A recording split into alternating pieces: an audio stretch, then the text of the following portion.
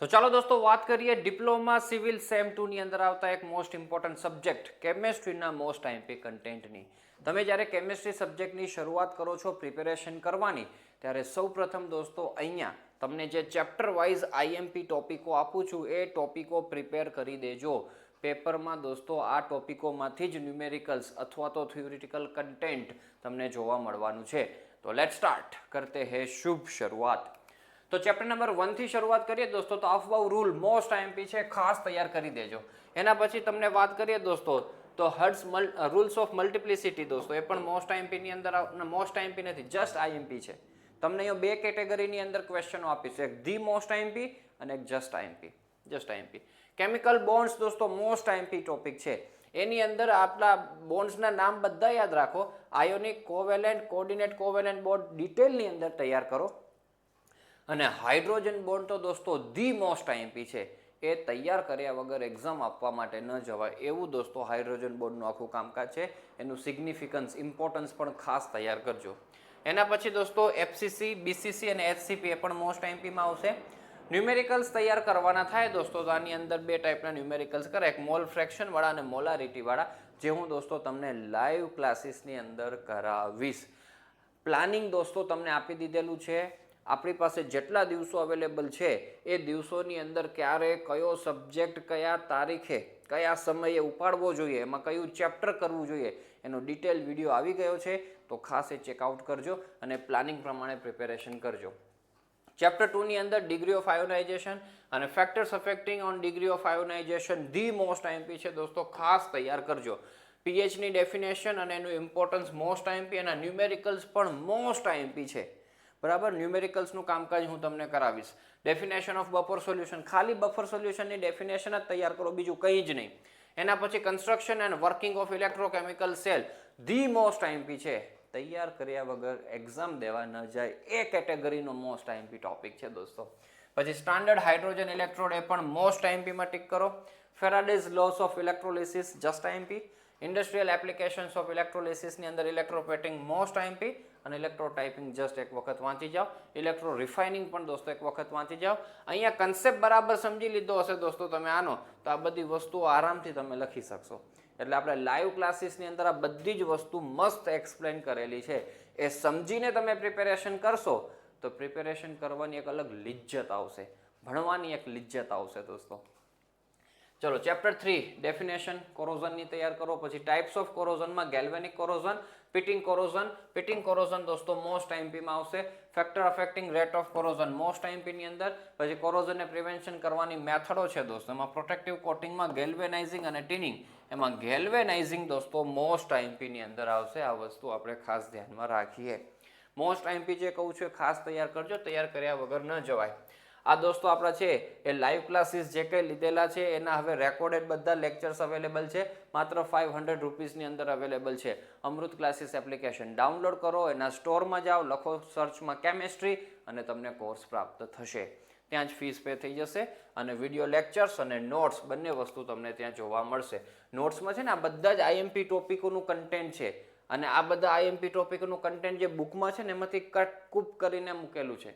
કારણ કે બધું લખવાનું ના હોય, જેટલું જરૂરી હોય એટલું જ લખવાનું હોય. તો એવી રીતના દોસ્તો બધું નોટ્સમાં આપેલું છે. તો વિડીયો લેક્ચર્સ અને નોટ્સ એ તમે પરચેસ કરી શકો છો, જોઈન કરી શકો છો. વોટરની અંદર આગળ વધીએ. હાર્ડ અને સોફ્ટ વોટરનો ડિફરન્સ દોસ્તો આઈએમપી છે, ખાસ તૈયાર કરો. Types of hardness of water બે પ્રકારની જોવા મળે IMP. Salt producing hardness of water આ ન્યુમેરિકલ્સ માટે પણ આઈએમપી છે અને થિયરી માટે પણ આઈએમપી છે. હા ને, એટલે બંને માટે આઈએમપી હોવાથી ખાસ તૈયાર કરજો, ન્યુમેરિકલ્સમાં કામ લાગશે. પછી methods two express the hardness of water આ પણ દોસ્તો ન્યુમેરિકલમાં કામ લાગશે. એક્ઝામ્પલ 1 to 4 તૈયાર કરો. હાર્ડનેસ ફાઇન્ડ કરવાના ન્યુમેરિકલ્સ છે, દર વખતે પૂછાય છે. પીએચના ન્યુમેરિકલ્સ અને હાર્ડનેસના ન્યુમેરિકલ હોય જ દોસ્તો. તો ખાસ તૈયાર કરાય, ક્યારેક 7 માર્ક્સમાં, ક્યારેક 4 માર્ક્સની અંદર હું કરાવીશ તમને. સોફ્ટનિંગ ઓફ વોટર દોસ્તો એમાં 4 પ્રોસિજર છે આપણી પાસે. એમાં પરમ્યુટેડ પ્રોસેસ મોસ્ટ આઈએમપી, જેને જીઓલાઇટ પ્રોસેસ પણ કહેવાય છે, અને reverse osmosis process RO process, A the most IMP બંને છે. અને એકાદી વખત દોસ્તો લાઇમ સોડા અને આયન એક્સચેન્જ પણ દોસ્તો પૂછેલી છે, તો એ પણ આપણે તૈયાર કરવાની થાય. પછી requirements of drinking water, treatment of water, એમાં 5 આપણને અલગ અલગ પ્રોસેસ આપેલી છે. સ્ક્રીનિંગથી લઈ અને છેલ્લે ડિસઇન્ફેક્શન સુધીની 5 પ્રોસેસો છે એના નામ યાદ રાખો. લાઈવ ક્લાસની અંદર એ એક્સપ્લેન કરેલી છે બધી પ્રોસેસ, તો બેઝિક એના વિશે લખતા આવડવું જોઈએ. ક્વેશ્ચન એવો પૂછાયેલો છે કે એની 3 એક્સપ્લેન કરો એમાંથી, બરાબર, તો એ કરી શકો. ધી મોસ્ટ આઈએમપીમાં નથી પણ પૂછાયેલો ક્વેશ્ચન છે એક વખત. પછી એની અંદર જ ડિસઇન્ફેક્શનમાં ક્લોરિનેશન આવે છે અને બ્રેક પોઈન્ટ ક્લોરિનેશન આવે છે. એમાં બ્રેક પોઈન્ટ મોસ્ટ આઈએમપી છે દોસ્તો, ખાસ તૈયાર કરજો. ચલો એના પછી ચેપ્ટર 5માં આગળ વધીએ. ઇન્ગ્રેડિયન્ટ્સ ઓફ સિમેન્ટના ખાલી નામ યાદ રાખો, પછી એના ફંક્શન્સ બધાના તૈયાર કરો, એક આપકૂપ કરીને કરવાના હોય છે. પછી કમ્પોઝિશનમાં આખું જે ટેબલ આપેલું છે એ તૈયાર કરો. પછી આ મોસ્ટ આઈએમપી આવશે દોસ્તો, પ્રોડક્શન પ્રોસેસ, જેમાં ડ્રાય પ્રોસેસ અને વેટ પ્રોસેસના જે ફ્લો ડાયાગ્રામ છે એ તમે ખાસ તૈયાર કરો. મોટા ભાગે તો ફ્લો ડાયાગ્રામ જ પૂછશે.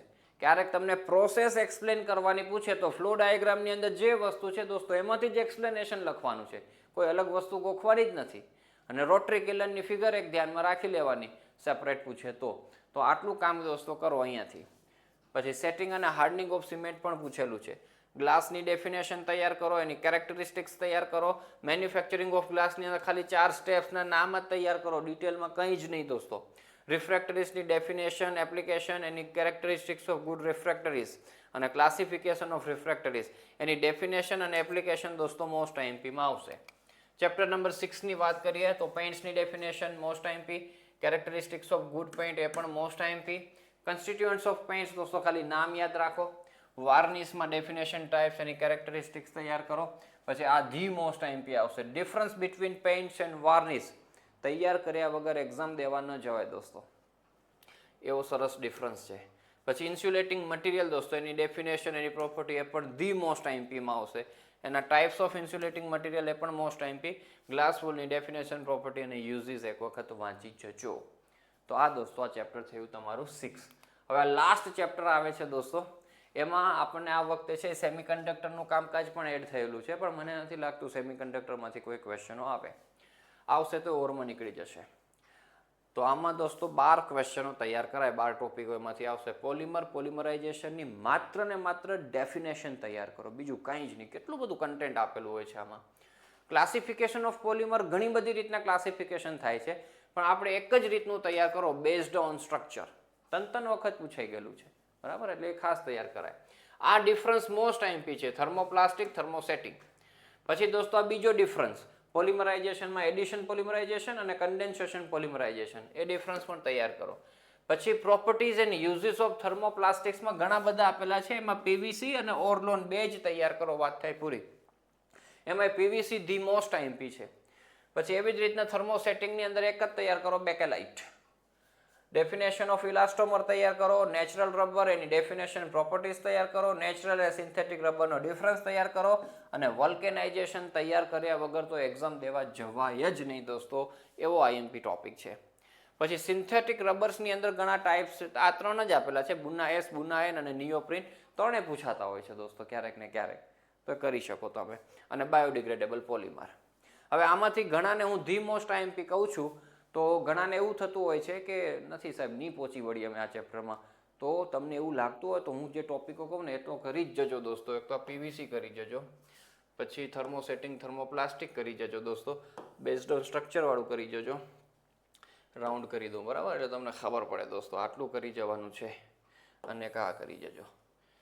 કદાચ તમને પહોંચી ન વળતા હો દોસ્તો તો આટલા ટોપિકો ખાસ તૈયાર કરી જજો જે રાઉન્ડ કર્યા છે એ, બરાબર.